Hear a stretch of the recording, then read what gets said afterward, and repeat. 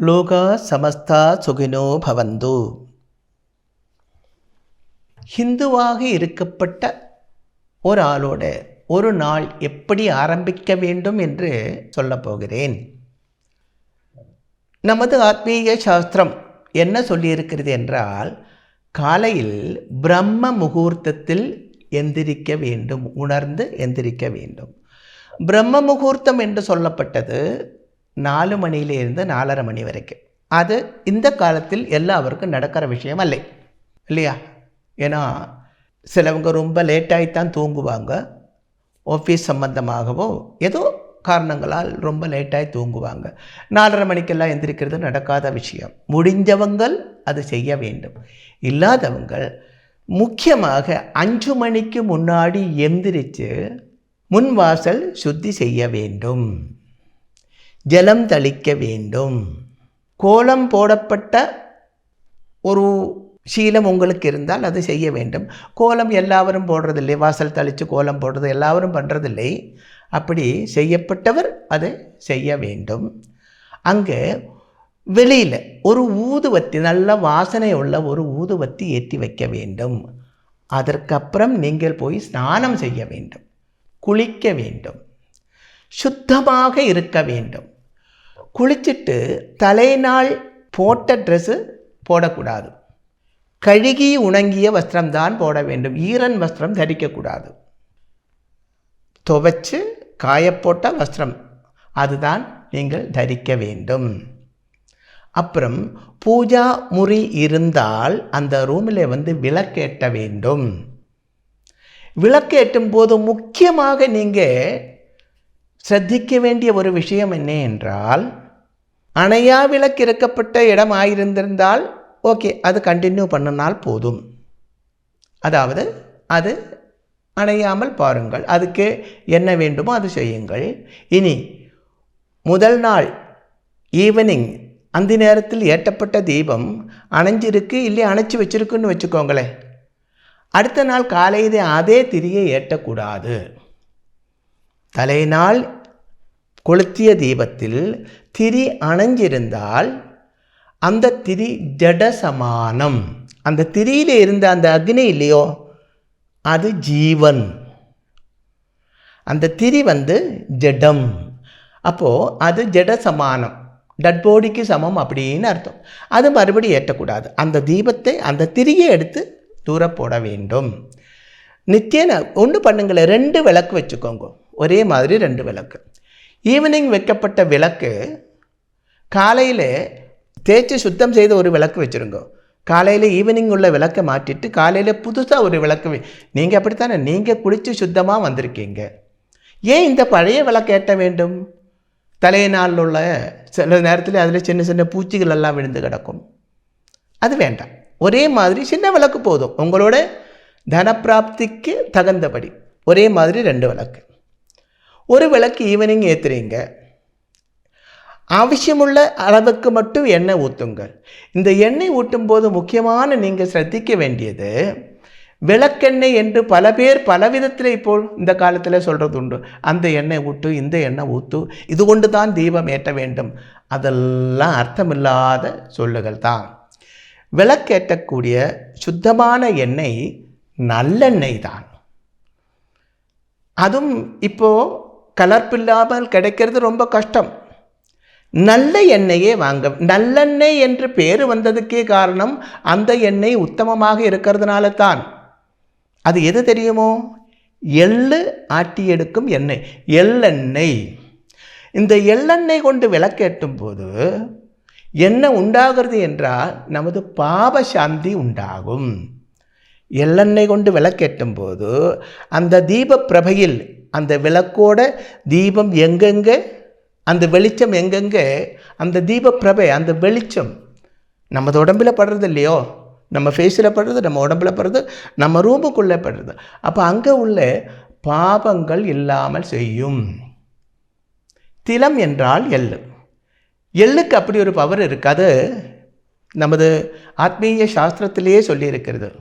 அதனால தான் எள்ளெண்ணெய் உத்தமம் என்று, விளக்கேற்றுவதற்கு எள்ளெண்ணெய் உத்தமம் என்று சொல்லப்பட்டது. பாவம் நீங்கி விடும்போதே என்ன உண்டாகும்? வீட்டில் நிம்மதி உண்டாகும். நமதோட கஷ்டப்பாடுகளுக்கெல்லாம் காரணம் பாவம்தான். எந்தெந்த வழியிலே இந்த பாவத்தை இல்லாமல் செய்யலாமோ அந்த வழிகளெல்லாம் நம்ம வாழ்க்கையில் சுவீகரிக்க வேண்டும். அப்போ ஃபஸ்ட்டில் நம்ம என்ன பண்ண வேண்டும்? நல்லெண்ணெய் கொண்டு தீபம் ஏற்ற வேண்டும். நெய் விளக்கும் ரொம்ப விசேஷம்தான். விளக்கேற்றுவதில் எது உத்தமம் என்று கேட்டால் அது நல்லெண்ணெய் தான். நல்ல சிரேஷ்டம் என்று சொன்னால் அது நெய். உத்தமமான நல்ல பசுவின் நெய் கிடைச்சால் அது லட்சுமி கடாட்சத்தை உண்டாக்கும். அப்போ என்ன செய்ய வேண்டுமானால் காலையிலே நீங்கள் நல்லெண்ணெய் கொண்டு தீபம் ஏற்றும் போது பாபசாந்தி உண்டாகிறது. ஈவினிங் லட்சுமி கடாட்சம் உண்டாக வேண்டும். ஈவினிங் தான் அந்த லட்சுமி வாசம் என்று சொல்லப்பட்ட நேரம். விளக்கேற்றி ஒரு 7 மணியிலிருந்து 7:30 வரைக்குள்ள அந்த நேரம் நல்லெண்ணெய் பண்ணுதனே தப்பொன்றும் இல்லை. நெய் தீபம் ஆயிருந்தால் உங்களுக்கு வசதி இருந்தால் அது பண்ணியாச்சுன்னா ரொம்ப ரொம்ப விசேஷம். இதுக்கு முன்னே சொல்லக்கூடிய ஒரு விஷயம் விட்டு போச்சு. அதாவது காலையில் நீங்கள் எந்திரிக்கும் போதும் என்ன செய்ய வேண்டுமானால், எந்திரிச்சால் அந்த பெட்டிலே இருந்து கொண்டு, ஒருவேளை நீங்கள் பரிபூர்ணமாக உடம்பு சுத்தம் இல்லாமல் இருக்கலாம், குடும்ப வாழ்க்கையில் அப்படியெல்லாம் இருக்க வாய்ப்பு இருக்கிறது. எப்படியா இருந்தாலும் பெட்டிலே இருந்து கொண்டு எந்திரிச்சாச்சுன்னால் அங்கே இருந்து முதல் கண்ணு திறக்காமலே எந்திரிக்க வேண்டும். சப்போஸ் கண்ணு திறந்து போச்சுன்னா கூட கை ரெண்டும் தேய்ச்சிட்டு உங்களுடைய உள்ளம் கையிலே கண்கள் கொண்டு பார்க்க வேண்டும். அப்புறம் அதே முகத்திலே இப்படி தேய்க்க வேண்டும், லைட்டாக முகத்திலே தடக வேண்டும் ஃபஸ்ட். அப்போது இப்படி பண்ணிட்டீங்க. அதுக்கப்புறம் அங்கே இருந்து பகவான்கிட்ட ப்ரே பண்ண வேண்டும். உங்களோட இஷ்ட தெய்வம் யாரோ, நிறைய இஷ்ட தெய்வங்கள் இருக்கக்கூடாது. இஷ்ட தெய்வம் என்று ஒன்று தான் இருக்க வேண்டும். எல்லா தெய்வங்களும் அந்த பரபிரம்மத்தோட அம்சம்தான், இதுவும் தெரிஞ்சிருக்க வேண்டும். விநாயகராயிருந்தால் ஒரு எக்ஸாம்பிள் சொல்கிறேன், உதாரணத்துக்கு உங்களோட இஷ்ட தெய்வம் விநாயகர் என்றே வைத்துக்கொள். அப்போ ஹே பகவான், உன்னுடைய அனுகிரகத்தால் எனக்கு தரப்பட்ட இந்த நாள், இந்த திவசம், இந்த நாள், நான் திவசம் என்று சொன்னால் நீங்கள் தப்பாக நினைக்க வேண்டாம், நாள் என்று தான் அர்த்தம், புரியுதா? இந்த நாள் எனக்கு தரப்பட்ட இந்த நாள், நான் செய்யப்பட்ட சகல கர்மங்களும், என்னுடைய சிந்தை, என்னுடைய மனசா வாஜா கர்மனா, அதாவது என்னுடைய மனசாலையும் இந்த பேச்சினாலேயும் பிரவர்த்தினாலேயும் இந்த நாளில் நான் செய்யும் மனசா வாஜா கர்மனா நான் செய்யப்பட்டது எல்லாம் உனக்கு பிரியமுள்ளதாக இருக்கிறதுக்கு அருள் புரிய வேண்டும். நான் என்னுடைய இந்த நாள் உன்னில் சமர்ப்பிக்கிறேன் என்று பிரார்த்தனை செய்ய வேண்டும். அப்போ என்னாச்சு? அப்போது அந்த நாளிலே நீ செய்யப்பட்ட சகல கர்மங்களுக்கும் இந்த பகவான் தான் சாட்சி. அப்போது பகவான் உங்களோட குழந்தை சொல்கிறாங்க, அம்மா இன்றைக்கி நான் செய்யப்பட்டதுக்கெல்லாம் நீ தான் துணை. அப்படி சொல்லும்போது அவன் திண்மை செய்ய நீங்கள் விடுமா? பாவம் செய்ய விடுமா? அப்போ என்ன ஆகும்? அவன் ஒரு ஏரி பக்கத்தில் போகிறாங்க, இல்லை கிணறு. இப்போ நமக்கு தெரியும் இல்லையா, குழந்தைகளெல்லாம் கிணறுல எல்லாம் விடுது, பெரிய பெரிய ஆபத்துகள் வருது. அப்படி போகும்போது அந்த கையில் பிடிக்கும், ஏய் அங்கே போகாதே. நீ இப்படி பிரார்த்தனை செய்து விட்டால் பகவான் திண்மையிலே இருந்து உன்னை தடுக்கும், நன்மையிலேக்கு உன்னை நயிக்கும். அப்போ மனசில் ஆனந்தம் உண்டாகும். அப்போ என்ன செய்ய வேண்டும்? முதல் எந்திரிச்சு விட்டால் கை இப்படி 2 கையும் கூட்டி இப்படி தேய்ச்சிட்டு கைக்குள்ளே பார்க்க வேண்டும். அப்புறம் அந்த கை முகத்தில் இப்படி தடக வேண்டும். அதுக்கப்புறம் நமது இஷ்ட தெய்வத்தை, அது யாரோ அந்த தெய்வத்தை 3 முறை அந்த மந்திரம் ஜபம் பண்ண வேண்டும். அப்போது அந்த தெய்வம் உணர்ந்து விட்டது நமக்குள்ளேயே. விநாயகராயிருந்தால் ஓம் கணபதியே நம, ஓம் கணபதியே நம, ஓம் கணபதியே நம. ஹே பகவான், உன்னுடைய அனுகிரகத்தால் நீ தந்த, உன்னுடைய கருணையால் நீ எனக்கு தந்த இந்த நாளில் என்னுடைய மனசா வாஜா கர்மனா நான் செய்யப்பட்ட சகல கர்மங்களுக்கும் நீயே சகல கர்மங்களும் உனக்கு பிரியமுள்ளதாக இருக்க வேண்டும். நான் இந்த நாளும் என்னுடைய சகல கர்மங்களும் உன்னில் சமர்ப்பிக்கிறேன். புரிஞ்சிருக்கிறதா? அப்படி சொல்ல வேண்டும். அதுக்கப்புறம் கட்டில் ஆயிருந்தால் அதில் இருந்து கீழே இறங்க வேண்டும். இறங்கும்போது பூமி தேவி மீது நம்ம கால் வைக்க போகிறோம் இல்லையா? அது தப்பில்லையோ? அப்போ என்ன பண்ண வேண்டும்? கட்டிலே இருந்து கொண்டே பூமியை தரையை தொட்டுட்டு அது தலையிலே வைக்க வேண்டும். பூமியில் கால் வைக்காமல் வாழ முடியாது இல்லையோ? அப்போது பூமி தேவி, பூமி மாதாவே, நான் செய்ய போகிறது பாபமாயிருந்தால் நீ மன்னிக்க வேண்டும் அப்படின்னு பூமியை தொட்டுட்டு தலையில் வைக்க வேண்டும். அதுக்கப்புறம் கீழே இறங்கலாம். அதுக்கப்புறம் தான் ஏற்கனவே சொல்லப்பட்ட வாசல் தெளிக்கிறது, நீங்கள் ஸ்நானம் பண்ணுறது, அதுக்கப்புறம் தீபம் ஏற்றியாச்சு. தீபம் ஏற்றிவிட்டால் உங்களுக்கு பூஜா ரூம் இருந்தால் நிம்மதியாக அங்கே இருந்து கொஞ்ச நேரம் ஏதாவது பகவானோட கீர்த்தனங்களை, உங்களுக்கு தெரிஞ்ச கீர்த்தனத்தை ஜெபிக்க வேண்டும். 10 நிமிஷம் போதும். டெய்லி கொஞ்சம் செய்து பாருங்களேன். இது என்னதான் நான் சொன்னாலும் அதோட மகத்துவம் உங்களுக்கு புரியாது. சொந்தமாக அது பண்ணினால்தான் உங்களுக்கு அது புரியும். அதாவது என்கிட்ட ஒரு பழம் இருக்கிறது. அந்த பழம் நான் எவ்வளவு தான் சொன்னாலும் அதோட டேஸ்ட் என்னன்னு உங்களுக்கு புரியாது. நீங்கள் அது சாப்பிட்டா தான் உங்களுக்கு புரியும் இல்லையா? டெய்லி இப்படி செய்து பாருங்களேன். அப்போது எங்கே வரை ஆயிடுச்சு? காலையில் வரை ஆயாச்சு. தீபம் ஏற்றியாச்சு, 10 நிமிஷம் ப்ரே பண்ணியாச்சு. அதுக்கப்புறம் போய் நீங்கள் காஃபி டீ எல்லாம் ரெடி பண்ணுறீங்க. அந்த காஃபி டீ எல்லாம் ரெடி பண்ணும் பொழுது சின்ன ஒரு கிளாஸில் கொஞ்சம் மாற்றி வைக்கங்க. அந்த சின்ன ஒரு கிளாஸில் மாற்றி வைக்கும்போது ஃபஸ்ட்டில் நீங்கள் சொல்லணும் பிரம்மார்ப்பணம். 10 பேருக்கு டீ வைக்கிறீங்க, நீங்கள் வீட்டில் 10 மெம்பர்ஸ் இருக்குது, 10 பேருக்கு டீ உண்டாக்குறீங்க. கொஞ்சம் மாற்றி வைக்கும்போது பிரம்மார்ப்பணம். பேலன்ஸ் எல்லாருக்கும் கொடுங்க. அதுக்கப்புறம் யாரும் அதிதியாக உங்கள் வீட்டில் வரவில்லை என்றால் இது நீங்களே குடிக்கலாம். அதிதியாக ஒரு ஆள் வந்தால் வந்திருக்கப்பட்டவன் பகவான் என்று நினைத்து கொள்ளுங்கள். இது குடிக்கிறதுக்காக அந்த பகவான் வந்திருக்காங்க. உங்களோட வேண்டப்பட்டவராக இருக்கலாம், அல்லாதவராக இருக்கலாம். அதே மாதிரி ஆகாரம் பாகம் செய்யும் போது, ஆகாரம் என்றால் பதார்த்தங்கள் அப்படி சொல்லவில்லை, டெய்லி உள்ள காலையில் உள்ள பட்சணம், இட்லி தோசை எது பாகம் செய்திருந்தாலும் உங்களுக்கு மட்டுமாக பாகம் செய்யக்கூடாது. உங்களுக்கு மட்டுமாக பாஜகம் அதாவது ப்ரிப்பேர் பண்ணியாச்சுன்னால், உங்களுக்கு மட்டுமாக சமைச்சாச்சுன்னால் அது பாபம்தான். இது பகவான் கீதையிலேயும் சொல்லியிருக்கிறது, நமது வேத சாஸ்திரங்களிலே சொல்லப்பட்டதுண்டு. ஏனால் பூமியில் விளையப்பட்டதெல்லாம் அனைவருக்கும் உள்ளது தான்.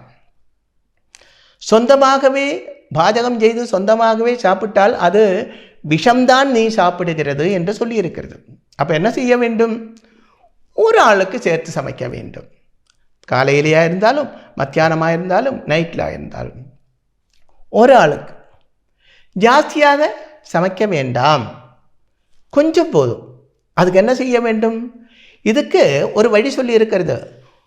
அதாவது ஆத்மீயமாக வரும்போது உறக்கத்தை குறைக்க வேண்டும். உறக்கம் அதிகமாகியிருந்தால், அதாவது உறக்கம் என்றால் தூக்கம், தூக்கம் அதிகமாகியிருந்தால் அங்கே மூதேவி தான் வசிக்கும். சாப்பாடு கம்மியாக்க வேண்டும். அதிகம் சாப்பிட்டால் ஆலசியம் உண்டாகும். தெரியும் இல்லையா? அப்பா ஓவராக சாப்பிட்டு போச்சுடா, ஒன்றும் முடியலை. அது ஆலசியத்தை உண்டாக்கும். ஆலசியம் ரோகத்தை உண்டாக்கும். மட்டுமல்ல, கர்மங்களை, நமது செயல்களை தடசம் செய்யும். அதனால் ஆகாரம் லிமிட்டுக்கு தான் சாப்பிட வேண்டும். இதுவும் நமது ஆத்மீக சாஸ்திரத்தில் சொல்லப்பட்டது. அது மட்டுமல்ல, ஆயுர்வேதத்திலையும் சொல்லி இருக்கிறது உண்டு. 6 தோசை சாப்பிடப்பட்டவராயிருந்தால் நீங்கள் அதை 5ஆக குறைங்க, 4ஆக குறைங்க. 8 இட்லி சாப்பிடுமா, நாளையிலேருந்து அதில் 2 கம்மி பண்ணுங்க. இது மாற்றி வையுங்க. ஒரு ஆள் வந்தால் அவருக்கு அது கொடுங்கள். அப்பத்தான் நீ சாப்பிடப்பட்ட அந்த அன்னம் அமிர்தமாய் பவிக்கும். இல்லை என்றால் உள்ளே சாப்பிட்டு அது அப்படியே வெளியில் போயிடும். அமிர்தம் சாப்பிட்டிருந்தால் புத்தி பிரகாசிக்கும். அமிர்தம் இல்லை என்றால் அது வெறும் ஆகாரம்தான். அதே போல் பட்சணம் சாப்பிடும் பொழுது, இனி டிஃபனாக இருந்தாலும் சரி, மத்தியான சாப்பாடாக இருந்தாலும் எதுவும் சாப்பிடும்போது ஒரு அல்பம் கொஞ்சம் அதில் எடுத்துட்டு சுற்றி தூர போட வேண்டும். அது எதுக்குன்னால் ஆகாரத்தில் உள்ள அசுர அம்சம் நீக்கம் செய்யப்பட்டது தான். பிராமணன் சாப்பிடும்போது அன்னத்தை பரிஷேகம் செய்ய வேண்டும் அப்படின்னு இருக்கிறது. நமக்கு இங்கே அது வேண்டாம். அதாவது இங்கே நம்ம மனுஷன், இங்கே ஜாதி மதம் சாதுர்வர்ணியம் எதுவுமே வேண்டாம். ஈஸ்வரனோட மக்கள் நம்ம எல்லாருமே. அப்போது பரிஷேகம் அந்த அளவுக்கு போக வேண்டாம், கொஞ்சம் எடுத்து சுற்றி மாட்ட வேண்டும். அதுக்கப்புறம் இட்லி சாப்பிட்றதுன்னு வச்சுக்கோங்களேன். அந்த இட்லியை எடுத்து சட்னி சாம்பார் என்ன இருக்கோ அதில் முக்கிட்டு பிரம்மார்ப்பணம் என்று முதல் சாப்பிட வேண்டும். இனி உங்களுக்கு இஷ்ட தெய்வம் விநாயகர் என்று வச்சுக்கோங்களே, விக்னேஸ்வர அர்ப்பணம் என்று சாப்பிடுங்கள். அம்பாள் ஆயிருந்தால் மகாதேவி அர்ப்பணம் என்று சாப்பிடுங்கள். சிவன் ஆயிருந்தால் சிவார்ப்பணம் அப்படி சாப்பிடுங்கள். நாராயணமூர்த்தி விஷ்ணுவாயிருந்தால் நாராயண அர்ப்பணம் அப்படி சாப்பிடுங்கள். இப்படி செய்யும் பொழுது உங்கள் வாழ்க்கையே ஒரு யஜ்ஞமாய் மாறிவிடுகிறது. உங்கள் வாழ்க்கையில் பகவானுக்கு 100% பங்கு இருக்கிறது. நம்ம வாழ்க்கையில் பகவானுக்கு பங்கு கொடுத்தால் கண்டிப்பாக, சந்தோஷத்தில் பங்கு கொடுத்தால் துக்கத்தில் கண்டிப்பாக பகவான் வந்து அதை ஷேர் பண்ணத்தான் செய்யும். அப்போது இதெல்லாம் நான் சொல்லப்பட்டதல்லே, நமது வேத சாஸ்திரங்களில் உள்ளதுதான். நமது ஆத்மீய ஆச்சாரியன்மார், ரிஷீஸ்வரன்மார் அவங்க எல்லாம் இப்படித்தான் வாழ்ந்தாங்க. நம்மளாலேயும் அது முடியும். இப்படி வாழ்ந்து வரும்போது வாழ்க்கைக்கு ஒரு அர்த்தம் உண்டாகும், ஜென்மம் சபலமாகும். இந்த மாதிரி பாருங்க, சின்ன சின்ன சின்ன விஷயங்கள் தான், நம்மளால் முடிஞ்ச விஷயங்கள் தான். இது பண்ணும்போது என்ன ஆகும் தெரியுமோ? சில வீட்டில் எல்லாம் உண்டியல் வச்சுருப்பீங்க, நீங்கள் பார்த்துருப்பீங்களா? அதாவது காசு போடுற சின்ன குடுக்கை. குழந்தைகள் எல்லாம் காசு அதில் கொண்டு வந்து போட்டு சம்பாதிப்பாங்க. நீங்கள் இப்படி பண்ணும்போது நமக்கு தெரியாமல் 2 பேர் நமக்கு இடதும் வலதும் இருக்க தெரியுமோ? இதில் கிறிஸ்டியானிகள் எல்லாம் மாலாக அப்படி சொல்லுவாங்க, இஸ்லாம் மதத்தில் உள்ளவங்க மலக்கு அப்படி சொல்லுவாங்க. நமக்கும் அப்படி 2 பேர் இருக்கிறது. ஒன்று தேவ வம்சத்தில் உள்ள ஆத்மாக்கள், இன்னொன்று அசுர வம்சத்தில் உள்ள ஆத்மாக்கள். நம்ம இப்படி பண்ணும் பொழுது நம்மளோட அந்த உண்டியலில் ஒரு தங்க நாணயம் வீழும். இது யார் போடுறா தெரியுமோ? இந்த நமது வலது வசத்தில் இருக்கப்பட்ட அந்த தேவ சைதன்யமாக இருக்கப்பட்ட அந்த தேவாம்சம் அது போடும். அப்போ நம்மளோட புண்ணியம் வளர்ந்து விட்டது. இது பாவமாயிருந்தால் என்ன சொல்லும் தெரியுமோ? இவன், அதாவது இந்த அசுர சக்தி, ஒரு இரும்பு நாணயம் அதில் போடும். கடைசியில் இதெல்லாம் எண்ணி பார்த்து தான் நமக்கு சொர்க்கத்தில் இல்லை நரகத்தில் நமக்கு மரணசேஷம் அங்கே ஒரு விதி நடக்கும். அந்த விதி நமக்கு தோஷமாக வரக்கூடாது. அது தோஷமாக வராமல் இருக்க வேண்டுமானால் சின்ன சின்ன சின்ன இந்த மாதிரி உள்ள புண்ணியங்கள் பண்ணுங்க. டெய்லி ஒவ்வொரு கோயின் நம்மளோட அந்த உண்டியலில் விழுந்து கொண்டே இருக்கட்டும்.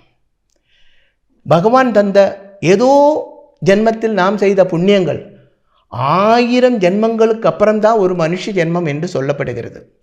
அந்த மனுஷ ஜென்மத்தை மறுபடியும் இங்கே பிறந்த மனுஷனாகத்தான் பிறக்க வேண்டும். மறுபடி கீழே போகக்கூடாது. மிருகங்களாகவோ புழுக்களாகவோ புல்கொடிகளாகவோ பிறக்கக்கூடாது. மனுஷனாக மறுபடியும் பிறந்தால் மட்டும் போராது, சிரேஷ்டமுள்ள வாழ்க்கை இருக்க வேண்டும். அப்படி இருக்க வேண்டுமானால் இந்த வழியை ஃபாலோ பண்ணுங்கள். லோகா சமஸ்தா சுகினோ பவந்து.